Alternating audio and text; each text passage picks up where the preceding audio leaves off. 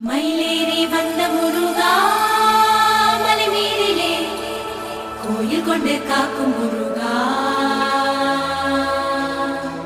கவலைகளை போக்கும் முருகா குன்றேறி நின்ற முருகா கையிலே வேறேந்தி வாழும் முருகா வேண்டியதை வழங்கும் முருகா